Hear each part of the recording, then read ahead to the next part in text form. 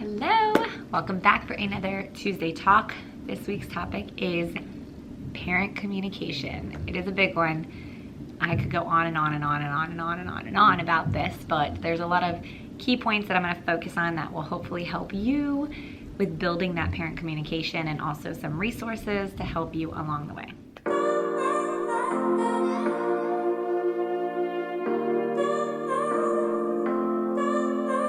I'm gonna go through a couple tips and then I'll elaborate a little more. I will say that for me, what I found to be the best way to have a positive parent communication is to always be one step ahead. And what I mean by that is to make sure that you are communicating all the things right away. That meet the teacher night, you want to blow their minds with having a flip book or a PowerPoint or something that they can take home, and they're gonna be like, wow, look at all these things I learned about this class already. It's gonna be a great year. Another thing is having like an app or something that for quick communication. Email list is a big one for me. So I just try, whenever I hear something that the parents or the families need to know, I'm trying to get that information out to them first before they have a chance to get to me and ask me questions. So that's like my top goal, is just communicate, over communicate almost, you know, it's like excessive communication.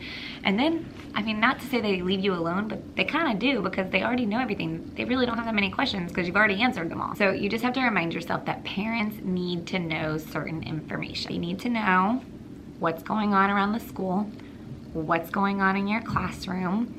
They need to know what the kids are learning. They need to know about events that might be happening through PTA, things like that. And the way that I get all that information out and like still like not lose my mind is using a weekly newsletter. Sounds crazy, but I'll show you what mine looks like, and it is very easy. It has a few bullet points and it's easy to just cut and paste and fill in the things that need to be told to the parents. I also use the Remind app, and I have tried some other apps. I've tried, what is that one? Class Tag. Didn't work for me. It was like too complicated.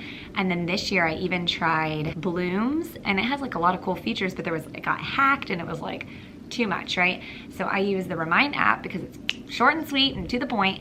And then I also use this app, which is, I feel like not a lot of people know about this. It's called Homeroom, and it's an app that's like a news feed, kind of like an Instagram basically for your classroom, but the parents have to be invited to see it, and only the parents that are in there can see the app. This is what the app looks like if you want to search for it. I can't really show you because then you'll see the pictures of the class, but some reasons that I really like that is, number one, parents love pictures. Pictures are worth, what is it?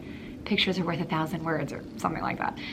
Pictures really do, it shows the parents what they're doing, especially if you're doing fun things. You want the parents to see. You want to see them how hard you're working for them, you know? Those kids are learning, right? The other thing is that I can save all these pictures on this app and delete them off my phone, and then at the end of the year you can download them all to like your computer to be able to make like a slideshow or a video, or maybe you want to print out special pictures for the end of the year, things like that. So it's like kind of like somewhere to save the pictures too. So my weekly newsletter, I want to show you that real quick. I put it up here. I start the newsletter with just like, hello, happy Friday. Sometimes I'm not that great and it gets sent on like a Saturday or Sunday, which I hate doing, or a Monday morning, but my goal is usually to have it done throughout the week, and then I send it either Friday morning or Friday afternoon.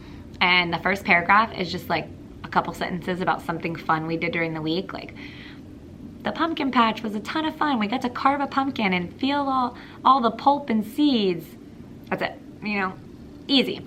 Then under that, I do our learning goals. So I know that we're focusing on a literacy task. We have a letter of the week. We have a math goal. All those things that you already have in your lesson plans, simple sentence. It doesn't have to be a paragraph. You just write learning numbers 1 to 20 and A-B patterns. And that's it. And maybe not all the parents even read it, but at least it's out there in the universe.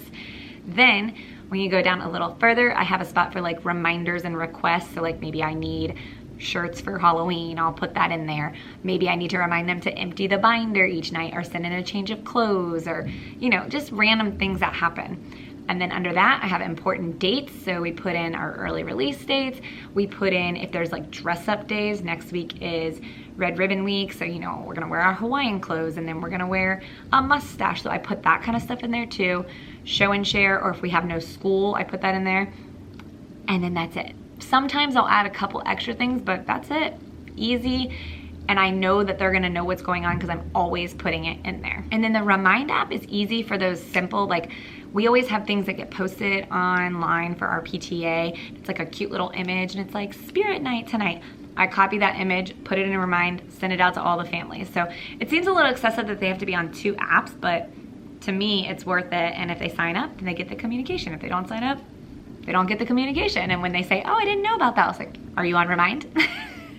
And it's also quick, like easy way for me to chat back and forth during the day. Like if a family forgot something, they can message me on there and try to get a hold of me throughout the day versus an email. So I tell them that it's not always gonna be a response right away, but we all have our phones on us. Okay, the other thing that is really important that you communicate to parents is their performance. The parents need to know like how their kid is doing academically, or even those students that have IEPs, how they're doing with their goals, objectives.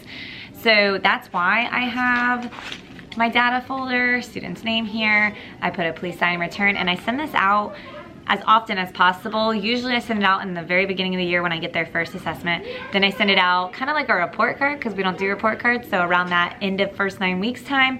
And then I send it out again in the end of the second 9 weeks, and we also go over it during conferences. But it shows them a lot of those academic skills that are part of VPK. So, you know, I've shown you guys this a million times, but like it colors the letters that they know. Also in the back, it shows some of the reading skills and math skills that we want to accomplish by the end of the year. And it kind of just gives them, then they don't have to really come to you because you've given them a lot of that information. And if there is any additional information that you've done or you notice that they're kind of struggling with, you need to get ahead of that and tell the parents like how they're doing with that. A quick little email, a chat on Remind, maybe at the car line if it's not too busy, you could quickly say, hey, you know, we've really been working on the letters and I noticed that so-and-so is picking up a couple of them. If you want some extra activities to try at home, I can send some home, and then they probably will want that. So definitely performance is a big one. Okay, and then the last one is the most important, but also the one that not everybody likes to do. It's the behavior one. It's the one that we run into the most with our little pre-Kers. They're all new to school, they're learning all these things, and we have to communicate that behavior to the parents. But we have to be careful how we do it. So I like to say, choose your battles. There's a lot of behaviors in class that might happen, you know, here and there, and it's something that you can handle within your own classroom. Like one of the students is working on following directions and like not running in the classroom. Well, I'm not gonna send a note home to parents every day. So-and-so ran in the classroom, so-and-so ran in the classroom, so like over and over. That's not effective anyway. So what I might suggest is just handling it in the classroom, having that consequence about running and letting the kid know, you know, we've been asking you several times, if you keep doing it, we're gonna have to talk to mom so that we can all be on the same page of how to help you have a safe body in school, something like that, you know? And then you can add that note to the parent, but you just don't want to send it every single day, especially if the kid is just trying and it's kind of age appropriate and they're just like, we're trying to get them to do it in school. Okay, so this is my daily paper that I send home. It's 3 different ones, and I cut, like we write the kids' names on it and then we cut it and put it in their binder. But I can also link this down below. It's in my binder thing. It just has information. So how much they ate for breakfast, lunch, snack, if they napped, what they played with, how they felt for the day, happy, silly, calm, friendly.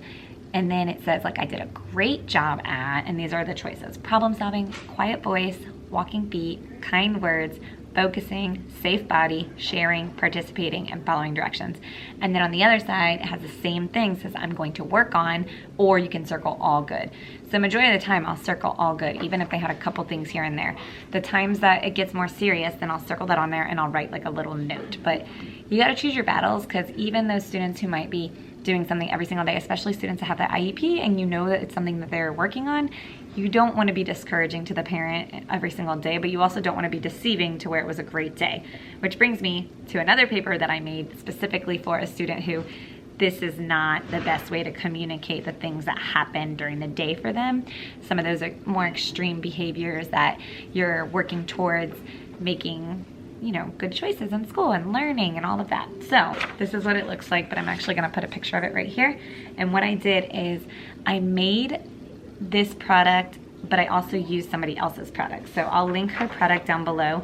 It's from Teach Love Autism, and I used a lot of her images, but I did have to use my own images to add in for the thing of what they did during the day. So like I did my picture images of our toys that we have. You can see here it says like music and movement, math groups. I just kind of went through my day, like playing with the dinosaurs, playing at sensory. And for this particular student, these are the things that they like to do, like to play with. And then also those academic times that we're trying to get engaged in. And then in the behavior area, there's 3 different behaviors that we're working on, which are goals on his IEP. And underneath, I'm just adding a tally if he did that day. So the big one that we're really focusing on is transitioning without a protest. And so we'll just tally if he was able to transition from one activity to the next without getting upset. Participating in a non-preferred activity is a really hard one for this friend, so you might not get a lot of tallies in that, but it's not really showing the negative, like he didn't and he didn't and he didn't, but it's showing when he did do it. And the fact that it's blank shows mom that he didn't do it, but it's not as like intense, like, you know, wow, he didn't do it 10 times. Like that doesn't sound so good, even though you can get the same thing across. The next part is bathroom. Just, he's only here for half day, this student, so changed if he had an accident, and then a little blank spot to add a little more details. Then on the other side is student can have frequent breaks from activities. So some of those breaks for calming down might be using our couch with his blanket, and that one will tally how many times he used that. Another one would be like taking a break from the classroom, which I might switch that one because it's not working that well. And then the other one is that if we need to call for like help, we have like a calming room that we're trying to make, and he has to go to that area to calm down. So also a tally system. And then just a little spot on the bottom for notes from school, and then notes from home. And the best part about this is it's great information for the mom that's actually realistic for that student, but it's also great data to keep for how the days are going for IEP when we have that next meeting. So you definitely have to like pick and choose what each family needs. You can have your gist of it for those students who can handle that daily sheet, but then some students might require a more specific behavioral communication tool. Another thing about the behavior and why it's important is that you do want to pick your battles, but you also want to be a team, and you want to build that relationship with those families so that you guys can work together. The parent might even come to you and say, you know, we're really having trouble with so-and-so wanting to come to school, you know, it's hard in the mornings, and then you can provide an incentive at school when they walk in the door with a smile on their face. Yay, you did it, you get a sticker on your chart. I've done that even with students that aren't in my class, that have been in my class before, and they maybe come to my room before they go to their actual class just to get them in. And then vice versa, like talking to families about, hey, if they have a good day, let's give them a daily reward at home and not make them work towards like this big goal of you have to be good the whole week, you know? And you just collaborate those things, and that's why communicating with those families is very important in the right way. You gotta build that relationship. Okay, so those are like my main systems and things that I think that are important, but I think my last tip for communication is that you need to ask families what they are looking for in communication as well. You know, some families, they might not want all those details. They may be like, I just wanna make sure that he's having a good day. I'm like, simple, sweet, that's good. Some families are gonna really want more details, like even circling like I need to work on following directions. Some families will be like, okay, that's good. Other families, if you ask them like, do you want me to write a detail? They'll be like, yeah, I really wanna know exactly what he was doing that wasn't following directions so I can have that conversation with him. So that's why I think like meet the teacher is so important. Building up, whenever you have like a conference night, trying to make sure you conference with all those families right away to get that relationship to start bonding. You kind of become a part of their family. You're with their kids longer than they even are during the day, and then go from there. And I hope that helps. I feel like I kind of rambled a little bit, but some of my resources are definitely that daily report, and then my second daily report that you can buy from the other teacher and edit it to what you need for those certain students. And then choosing your battles. I feel like I've said it a million times, but it's very important because you got to figure out how to work as a team, but then also how to not like butt heads saying like it's terrible every day. You gotta sandwich it. Have you heard that before? Like, give a positive, talk about what needs to be worked on, another positive. So I hope that helps give you some ideas about communication. I can do another video if you have more specific questions about parent communication that I maybe didn't address, but this is kind of like the umbrella of everything. And if you like this video, of course, click that like button, that subscribe button, and that notification bell, and I will be back next week for more videos. I'm not sure what my Tuesday talk will be yet, but we'll think of something. See you guys soon. Bye.